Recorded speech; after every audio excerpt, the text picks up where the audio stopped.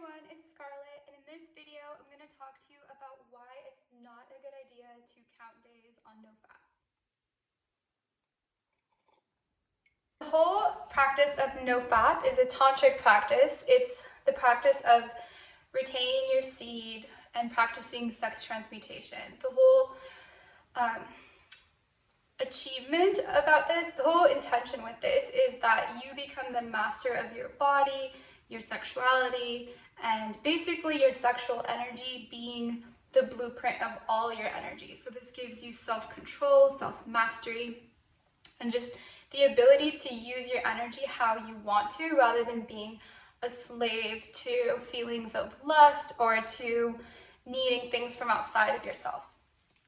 So a lot of these forums where people talk about NoFap and semen retention are mostly men, and so sometimes what happens in the masculine frame, the masculine's very programmed for achievement, attaining something, competitiveness. So this kind of led to this idea of needing to count days, and there's almost like, if you pay attention, this competitive aspect to it where people look to each other and see like, oh, I did 100 days, or I did 120, and then there's this sense of like wanting to outdo that or wanting to be as good as that person. And this really goes against the whole notion of sex transmutation, which is a spiritual practice. So it's about self-development. It's not about how you compete with other people or how you appear and showing off or thinking about these things. And it's very subtle, it's very tricky how the ego does this, because the ego always wants to feel like I'm the best, like I could do it, I did it. And there's nothing wrong with like feeling proud of yourself, obviously, for like meeting a goal, especially if you've had a really long struggle with being addicted to porn or with just like feeling disempowered. It's good to feel proud of yourself. But the issue with counting days is it really puts people in the ego and makes it more about the external world than about yourself. And it's all about yourself, your own self-cultivation, your self-development.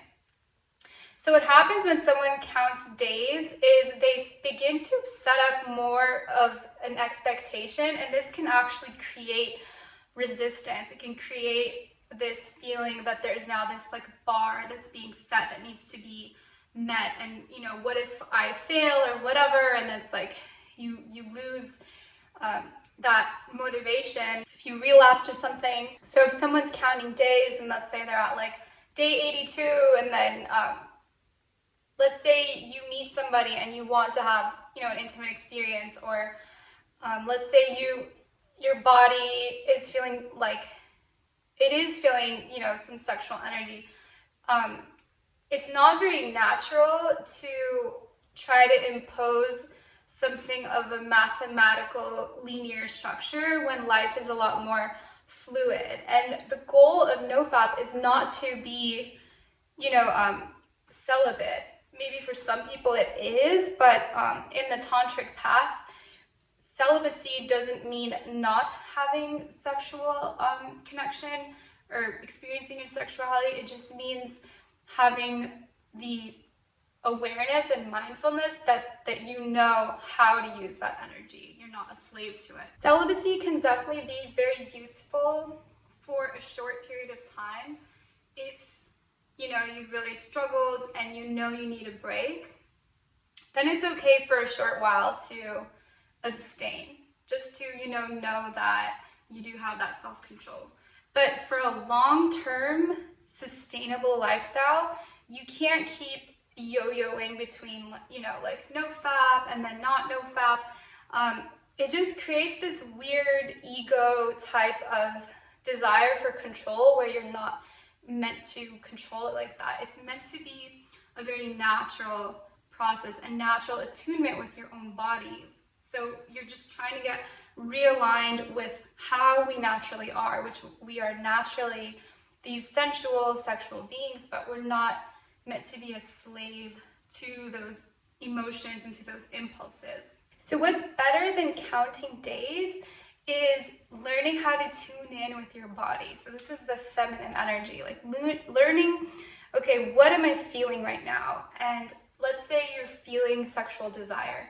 You want to go meditative, you want to go within and ask yourself, am I feeling this as a natural desire to connect with somebody or to connect with myself? Or is this coming from a negative place? Is this coming from wanting to escape myself, wanting not to feel my emotions? So the whole no-FAP practice should be looked at like that, like as a meditation, as a meditative practice. Obviously, one of the biggest reasons that people become addicted to anything is usually escapism and distraction. And that's usually when you don't want to be with yourself for some reason or other. There might be trauma or inner wounds or things you don't want to feel, or maybe you really have wanted to connect with the feminine but haven't met women that make you feel like there's any hope out there. And sometimes it can feel easier to default into just taking control of your own sexuality or using something on your own terms. But that becomes, of course, intimacy avoidance, and it makes a lot of people miss out on life. And the fact that there's obviously good people and bad people out there, there's millions of people, and there are opportunities for real intimacy and for real sexuality, real sexual connection. So remembering the actual intention, which is you're just trying to gain mastery over yourself, and it's not about days.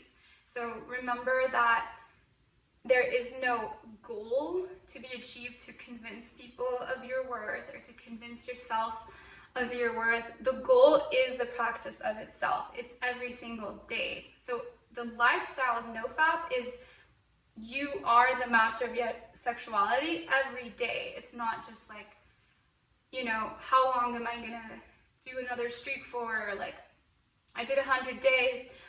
This really just creates this split in the mind, and it's not very healthy long term. It's not natural. So much better to just embody the principles of no-FAP and then allow yourself to experience your sexuality naturally when it arises. So real mastery is not about completely repressing something. It's about being the master of that thing. You'll know that you've really mastered something when you're no longer afraid of the temptation of it. So a lot of times the whole counting days thing will end up making people want to abstain from even interacting with the feminine or any sort of temptation. And again, that's not real mastery. So if someone were struggling with alcohol and then they didn't want to go to a bar or a restaurant where alcohol is available, that would mean that he or she didn't really trust themselves. That means that there is still something that has control over you, as opposed to somebody who has mastered or gotten past some type of addiction like that. They can be exposed to any sort of, they can have any exposure to that thing, but they're not going to feel the temptation because they already did the inner work to master it. So your real mastery is not quantitative, it's not outside of you, it's a knowing of yourself, it's that connection to yourself. So you got to balance the masculine and the feminine and know that you're doing it for self-cultivation, not to prove to anybody a certain amount of numbers or anything like that. So I hope this video resonates. Let me know what you think in the comments if you like these no-FAP videos.